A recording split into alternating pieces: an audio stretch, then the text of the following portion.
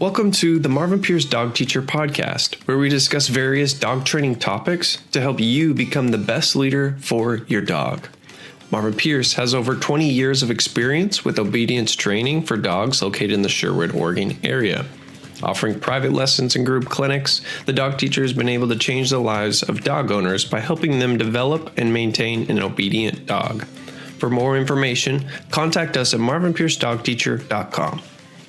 But most dogs that come here that have issues, any kind of issues like that, by the time they leave here, they're normally pretty cool. Yeah. Because they've been around enough people, enough dogs.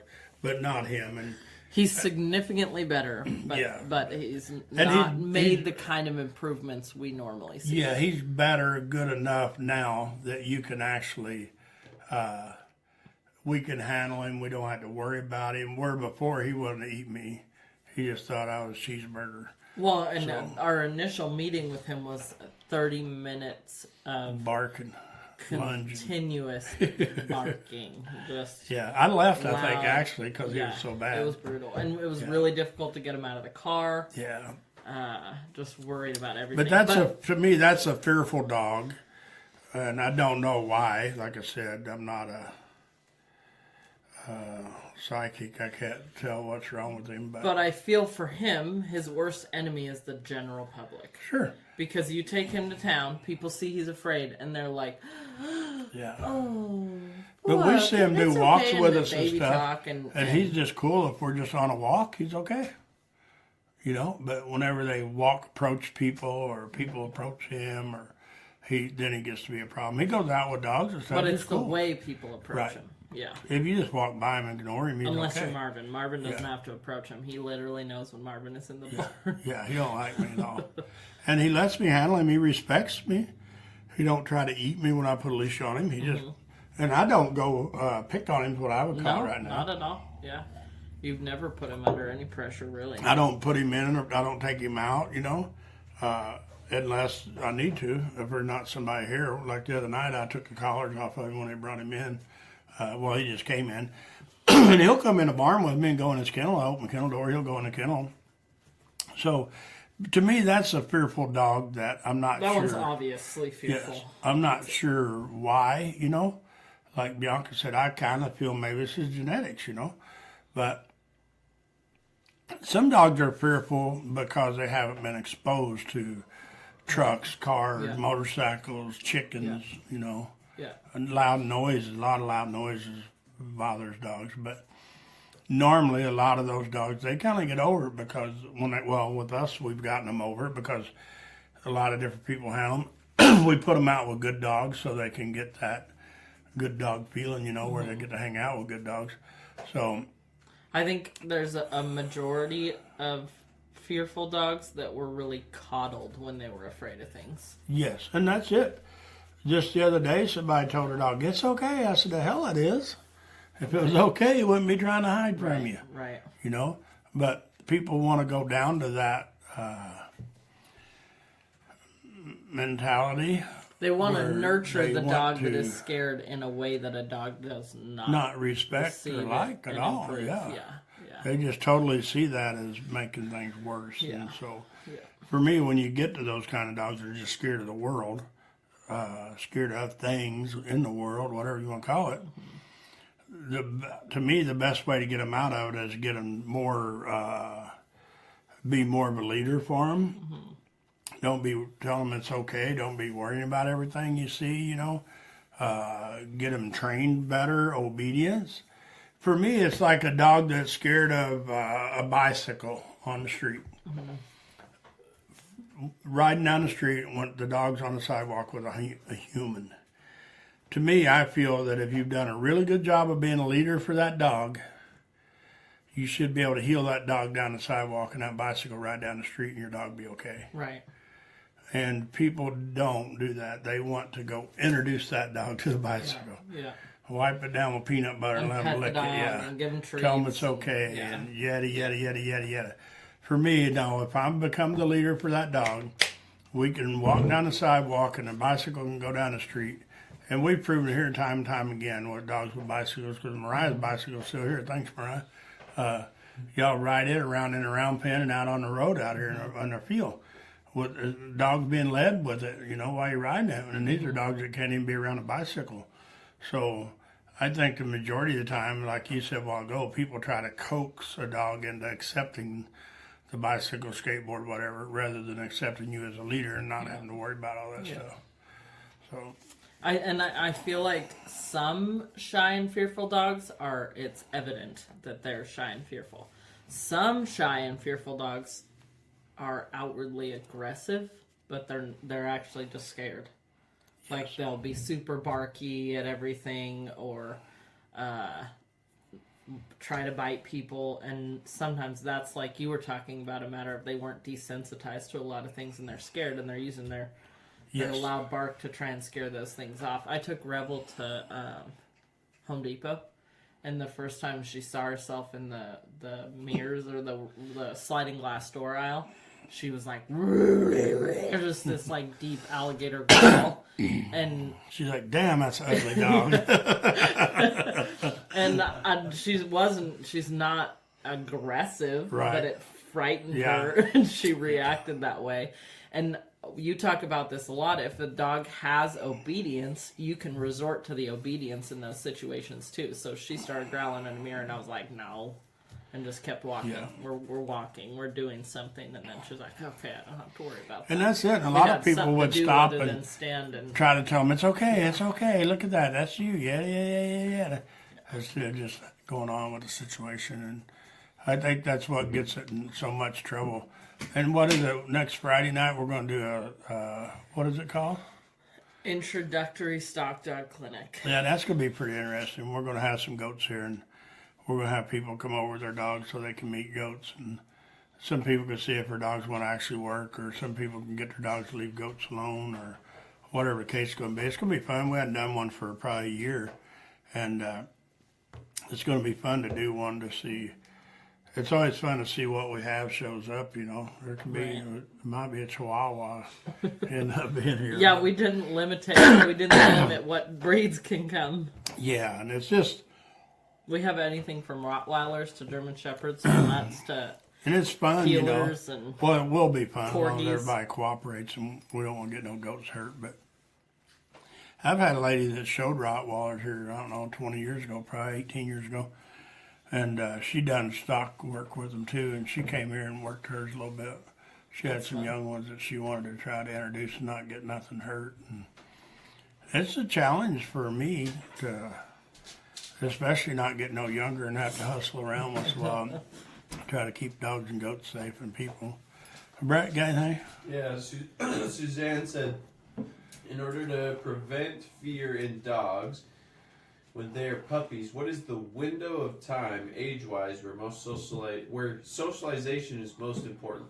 And by socialization, I mean sounds, sights, different types of people, etc. What types of socialization do you recommend? I don't feel like it's like, bam, this age you should do everything. I feel like there's like layers of adding to what a puppy can handle. Because if you just take a 8-week-old puppy and take it everywhere, that can be overwhelming and cause some shit. Yes, I mean, I totally agree. I think sometimes people try to do too much too early, Right. and it makes it worse. But I tell you, I don't know. You've got to let a puppy be a puppy. Mm-hmm. That's one of the things that people don't. They want to cuddle them and hold them all the time because they're cute. Mm-hmm. And they want to protect them from everything, and they don't want them to get hurt, and they don't want them to eat a piece of dirt or, anything. I think that's one of the things that hurts puppies and people so much is they don't just let the puppy be a puppy, and let them get dirty, let them roll in the dirt. Sometimes they try to get them around so many people that then they become crazy about people. I've raised so many dogs. I mean, hundreds of dogs in my life, literally. And I've never got a pup and said, hey, I'm just going to socialize this pup and he's going to be cool. You know what I mean? But that's what gets people in so much trouble. My dogs got to see people here, on the property, my fence crew. So I'm not saying don't get them around people. You got to get them around people. And you need to get them around other dogs. But you have to be a leader, you're better off to go really slow than get these people, oh, I want to pet your puppy. And they're overbearing and they're trying to rub their head and scratch their ears. And instead of letting the puppy go to the people, you know, a lot of times you're better off to have people just sit around and let the puppy come around and say hi and pet the puppy a little bit, you know, and maybe pick the pup up and pat it a little bit, but don't be scruffing his head up and stuff. I feel like it's like you said, you're focusing on being a leader for the dog and exposing the dogs to things, not getting 100 people to pet the dog because they'll all be stupid about it. And I shouldn't say that, but they will. And then not getting the dog out with a bunch of dogs, because some people just throw their puppy out with a bunch of dogs, and it's a bunch of shithead dogs, and it gets picked on and picked on and picked on, and then you have a dog that's afraid of dogs. But you could benefit by exposing the puppy to dogs by having your puppy, and there's a dog around, but not necessarily the two of them interacting. Right, you just can't let them, in those situations, you can't let the one lunge at the puppy wanting to play so bad. Right. Or the puppy lunging at the other one wanting to play. There's just Because so then much you're that getting could go in wrong. trouble. But, I mean, a lot of times you're better off to shut your car doors around the dog. Shut your hood. Shut your trunk.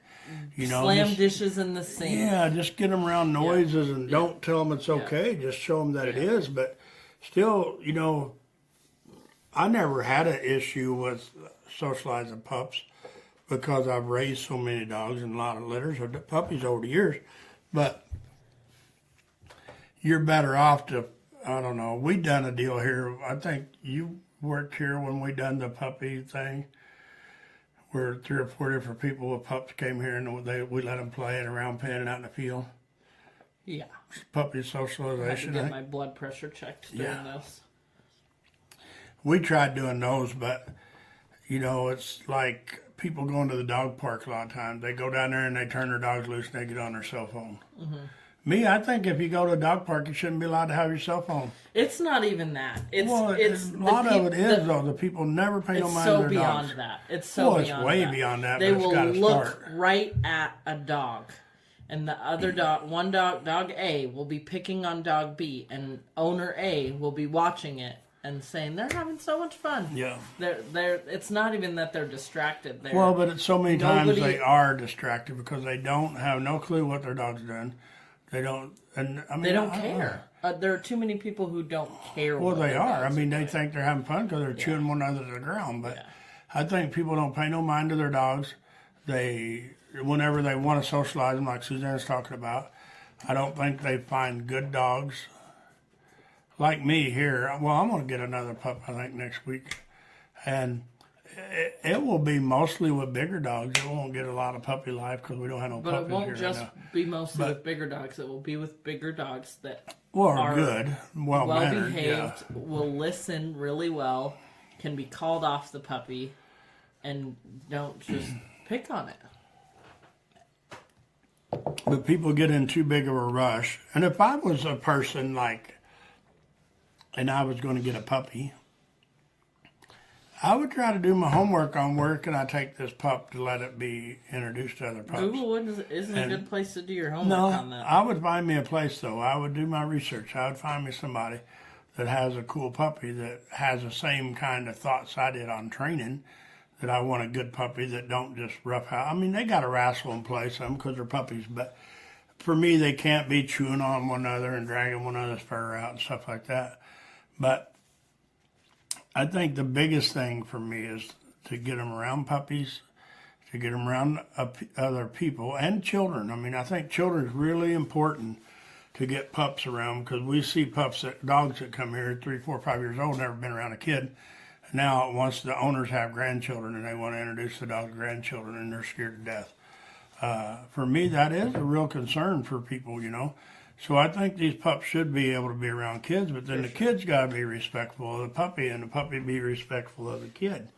So to answer your question, Suzanne, I mean, all the above, you can take them to town. I never was one on taking my dogs to town, but I cowboyed with my dogs. It's a whole different world, but if I was going to have a dog and live in town, if I wanted to take them to stores, you know, I'd be the respectful guy. I would go into Home Depot with my little plastic Ziploc bag and my little dog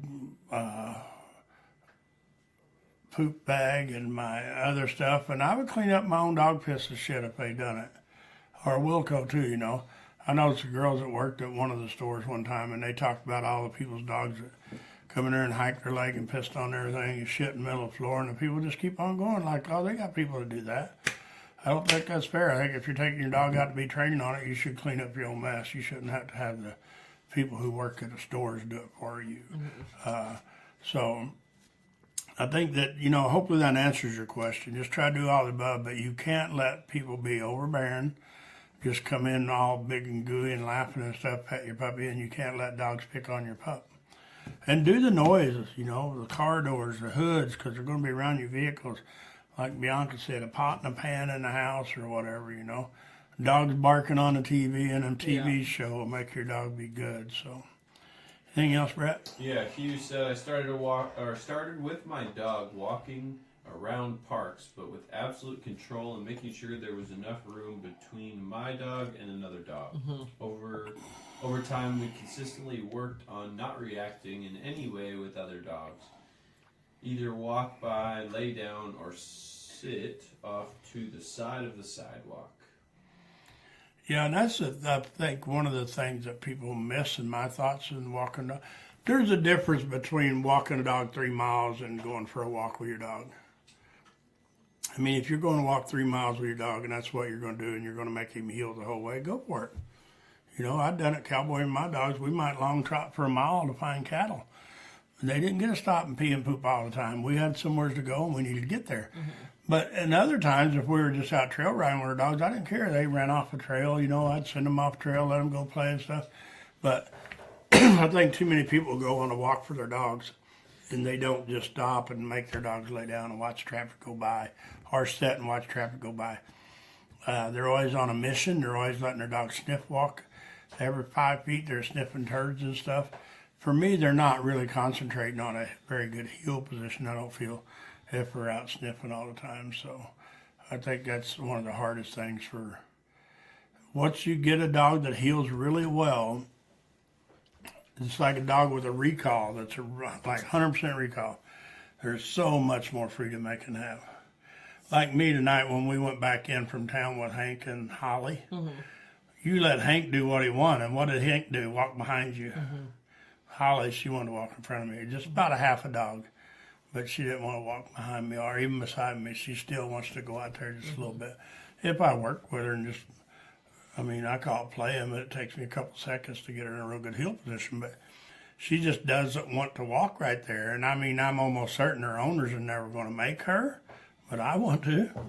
I want her to heel for me like a chip pro, like she's supposed to, and she's just fighting it tooth and nail. So, you got anything else, Brett? Yeah, Hugh also said, now he's incredibly good at not reacting and the focus has changed to what people and dogs are coming by. My dog will give me a warning when a dog is not going to be safe and I listen to him and we increase the distance between us and them. My dog now consistently does not react even when the other dog goes crazy. Yeah, that's a lot of work for that dog because he was a lot of dog when he started with him. So, you got anything else, Brett? Yeah, one more. That's Nancy McCann says, evening everyone, miss you today, Marvin. Today Hunter was afraid of the chicken feathers in the round pen. Need help to change that. Thanks, Nancy. I'll see you, well, probably Monday now. I don't think you're here tomorrow. Yeah, we've been having some chicken troubles around here. They're coming into the round pen at night. And the lanes, I don't know what that's all about, but for some reason they're wanting to move into the dog area. Hank was looking up today like, what? Yeah, there's feathers everywhere. So, for me, I want to touch a little bit on dogs going home from training. Being here, being anywhere. And I mean, I've seen it with horses, you know, I've seen it with dogs. For me, if you're going to spend the money and the effort, I don't think it's fair for people to say, I got my dog home from training and he just don't do what I want. First of all, have you done what you need to do to get your dog to do what you want? Most of the time not, if you're really complaining about it. I mean, we have people that call and says, hey, my dog, I brought him home last week and I'm having problems. We're all over it. Let's help you and let's fix it. But if you're going to wait 2 or 3 weeks or a month or two and then call and say, well, my dog's having problems. Yeah, the dog's biggest problem was the owner didn't contact the trainer sooner to say, what do I need to do to change? And we've seen it time and time again, and it does happen. It's not easy for the human to change. The dogs are, for me, is pretty easy to change, majority of the time. The people, it's a lot harder to change the habit, but we drove to people's house a half hour, 45 minutes one way, and get there, and in 2 minutes we got the dog to school. He's placing whatever, he's doing good, he's healing, he's not barking, he's not pulling on the leash, he's not doing any of the things, but the people were having enough trouble, they contacted us to go there. And for us, if it's within days, we're good with it, but if you wait a week, 2, 3 weeks, a month, 2 months, a year, 3 years, that's just bullshit, you know. I mean, it's not going to go away if you're not winning, you know. If you're just going home and you're like Joe, we talked about so much, he's doing so good. The lady got a hold of us. She's having trouble, and she knows it's her, you know. And so we're going to go out there and we're going to fix her dog. Well, we're going to fix her. And for me, I've assumed. And we're excited to. Yeah, it's fun because she's doing what she should do. She paid us to train her dog. I mean, there's all kinds of videos everywhere on the internet of that dog being so cool. And now, once he's starting to have problems again, he's just relapsing. You know, to me, that's all it is. Yes, she said they kind of relapsed. They had a couple weekends alone together. And and for me, he was a bad dog when we got him as far as he just had. He had a lot of problems. His rap sheet was longer than I don't know what, you know, but the thing is fun for me is she's not giving up because she's seen it. She knows that he can be good now. Yeah. So it's just a matter of helping her. Yeah, she's not making him. excuses either. Yeah. So whenever people go to, one person made a reply on Google here a while back from 3.5 years ago about her dog. It's like, holy shit, it took you 3.5 years to figure out your dad's dog wasn't being good. Maybe it's not being good because of her. I don't know. But Brett, you got anything else? That's it. Bianca, you got anything? Nope. So it's 6:34. Not that I'm watching my clock, but so I think that, like us, I'm sure that people aren't on here. If they are, it's okay. We're not dissing nobody, but we have somebody here recently that just has a hard time training with me because I'm too intimidating. But then they train with you and Heather and they have fun. So, and for me, that doesn't bother me, you know, because they're not disking me. They told me I was cool. They're too intimidated by me. But they really struggle with their dog, you know, and they trained with us for 2 weeks pretty much, and then they took it to a dog park and it got the shit beat out of it by 2 big dogs.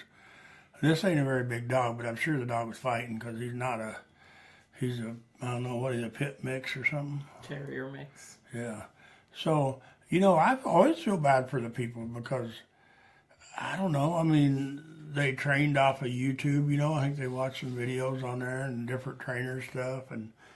But the bottom line was, you know, I know we said, do not take your dog to dog parks and, you know, turn him loose and get him in trouble. And they did that. And for me, it amazes me that people don't follow through with what we recommend, at least until you're done with us, you know. I mean, it's like the mechanic, you pull in there to get the oil change, and he pulls the plug and starts draining the oil. And you say, wait, I'm going to run down to Dairy Queen real quick with my car and get me an ice cream. And he's like, you can't. But, oh, yeah, I can. You take out and blow up your car. You know, whose fault is it? It's dang sure not the mechanics, you know. And that's kind of the same way it is with dogs. But I told Bianca, with this lady, every day she does a little bit better. And that's all you can expect from her. I mean, she tries really hard. She tries to concentrate. But she just has a really hard time because her dog's her baby.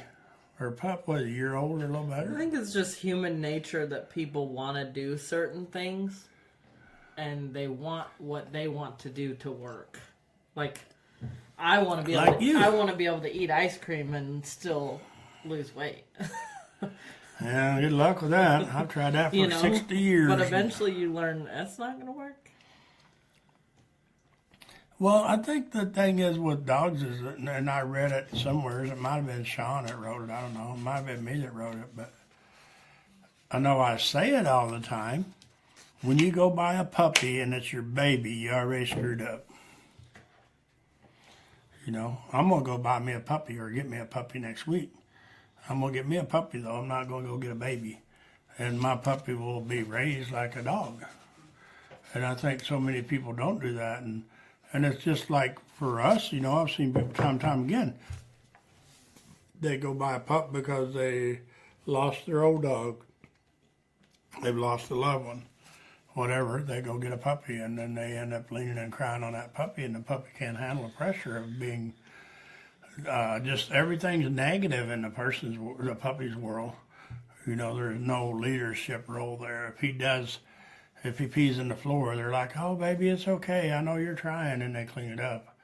You know, I mean, so it's really hard for people to understand that. And like I was saying, with us being trainers, when we send a dog home and people's having a problem with it, I think there's so many times that the people just haven't changed enough. And for me, the dogs go home from here, they got a good foundation, and we can always, Bianca or I can get the dog back here and tap right into it. Like we got a dog back today that people's having some trouble with, and heck, I didn't see him for 3 minutes, and me and him was out acting like he just left yesterday, and he's been gone, 2 months? We just heard, I think, yesterday or something that they was having trouble with him. And he's been home for like 2 months. Mm-hmm. And it's like, I don't know why we didn't hear about this 2 months ago when he got home, you know. If he didn't have problems 2 months ago and he has problems now, then it's really, you know, a lot of things have slacked at home. And if he had problems right when he went home, the people damn sure should have got a hold of us and let us figure out what it is so we could try to fix it. But for me, that's probably the hardest thing about training is the people think they send their dogs for training for 2 or 3 weeks, whatever the program is for someone, and they get them home and they're fixed. But it's just not that way. I mean, it can be if you're really serious about it. If the owner is, follow the rules. Yeah. But I mean, majority of the people, I think the majority of the people probably slip some. But if you don't slip much, it's really easy to step it right back up. But if you slip and slip and slip and let it continue for a month or 2 or 3 or 6, the human is starting over pretty much. The dog, like I said, a lot of them, people send them back to a trainer and get them rebooted for a week or 2 and they're good to go again. But it's really hard to get the owners on the same page. So, you got anything you want to add? No, I think it's human nature. You People go to the dentist and they are like, man, I'm going to floss every day, but then they go home and they don't. Yeah. There's some people who do, but... Yeah, a couple. So, Brett, got anything? Yeah, Hugh says, this discussion reinforces how important it is to have a good dog training resource. Thank you, Mark. Mm-hmm. You're welcome.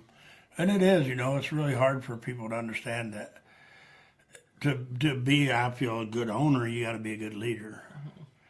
If you're not going to be a good leader or a great leader, it's really hard for your dog to respect you. That's just the bottom line. And every once in a while, you get somebody got a dog and it was just perfect from a puppy and it's perfect till it dies. I think even then, I think the people did something right. Well, they do. They just don't baby them. They don't hug them. They don't kiss them. They don't feed them at the dinner table every night. You know, they kind of treat them like a dog. Yeah.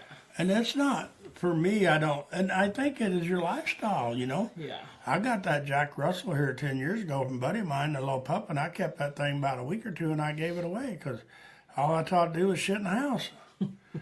I mean, and it was just because it didn't fit my lifestyle.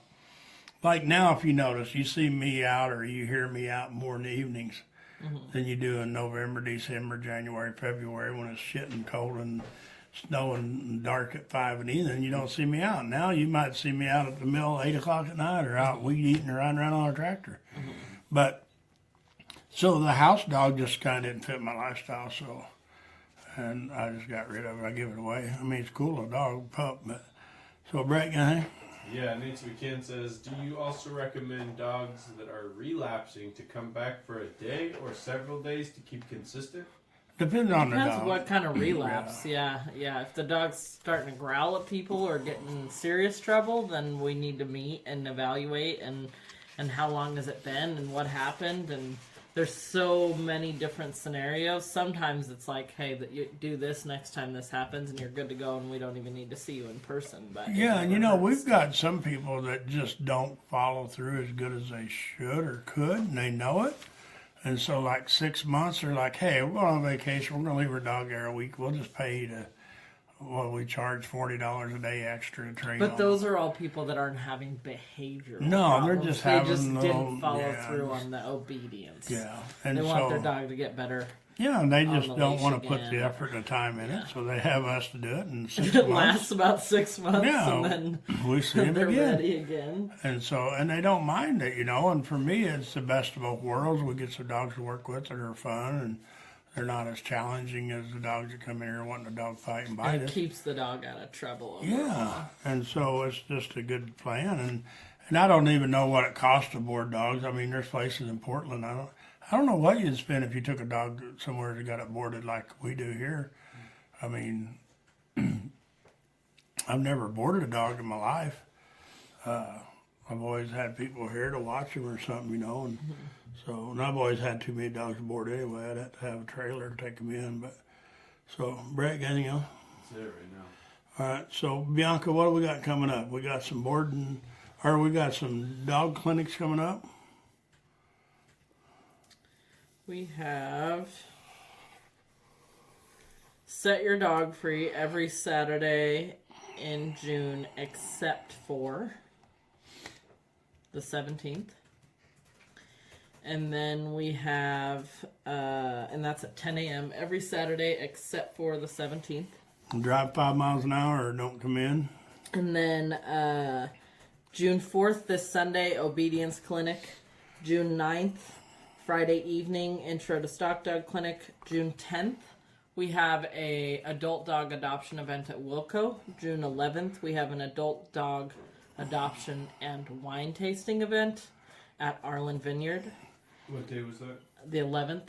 At Arlen Vineyard, and The both of Wilco one is the 10th, and Arlen Vineyard wine tasting and adult dog adoption. and both is the of these I want to touch on because I forgot about it. But what these are shelter dogs from Newburgh Shelter, and we got to check with Homer Bound. But we brought some dogs in from those two shelters, and we're training on them. And we're not going to bill the person who adopts them. If someone adopts them, you just got some free training. But it's going to be hopefully a fun, good deal because, like I said, Bianca said, we're going to be at Wilco on Saturday. And we'll have the dogs there and we'll handle them, with leashes, yada, yada, yada. Let people meet them and pet them and stuff. And then on Sunday, we're going to go to Arlen Vineyard with whatever dogs we have left. If we have any left, and we're going to do it there.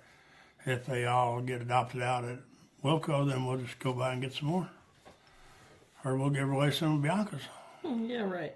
And then June 19th. I wrote it wrong on the calendar. June 19th, an off-leash beach trip. Oh, And then June 23rd, another Friday evening intro stock dog clinic. And June 24th, another Sunday morning obedience clinic. and in July, things are going to slack off a little bit because We're all taking vacation. everybody's, three of us are taking vacations and none of us are at the same time. So it'll be a little short-staffed, less Nancy and Kay really. What was between the 19th and the 24th? There's another date. The 23rd, Yep. What was it? intro stock dog clinic. Perfect. And the stock dog stuff, we'll probably do some more of it if we get enough people wanting to do it. Because they're usually 2 hours in the evening time, 6 to 8 o'clock or something. We have on the past on Saturday or Sunday. At one time, we had like 2 or 3 day cow dog clinics here at Stock Dog. wow. Yeah, they were. I don't even know how many we done, 4 or 5 or 6 that one summer. So we had people from Washington, I think, California. I don't know where all showed up. Oregon showed up to those clinics, so that was pretty fun. People camped out here in the fields. All right, Bianca, anything else you want to add? Nope. So let's talk, Jody Pierce Family Ranch has beef for sale if anybody needs any quarters and halves and wholes. Wagyu Angus, some pork. Then we have Harlan Vineyard, Genesis Vineyard. We promote them some when we remember. They're over here in Newburgh off of Calkins Lane. And she does wine tastings, and you can buy wine there. I don't know whatever you do at wineries. I don't know. Wine tasting. Last wine I drank was like Mad Dog 2020 and Boone's Farm Strawberry Hill. So I'm not too up to date on all this modern wine they have. But and then we have who else? What else? I don't know. The Newburgh Shelter, we always want to talk about them for people who's wanting to adopt dogs, and because they have some cool dogs. They've got some nice little pups down there now. I don't know for sure what they are, but they got a little hairline down their back like a Rhodesian Ridgeback. But Oh, really? they're black, web-footed, and they got brown feet and brown brindle legs on them. They're pretty cool, and black pups. They And got Homeward Bound. 3 or 4 of them. Yeah, on Homeward Bound, we work with them a lot, McMinnville now. We got a couple of their dogs here right now. We're going to try to take those to the adoption deal. And this will be the first time I know of any of the shelters done something like this. They do the puppy ones a lot, adopt a puppy thing. And this one I asked them about doing an adult dog, so I think that'd be kind of fun to do something a little bit different. And then,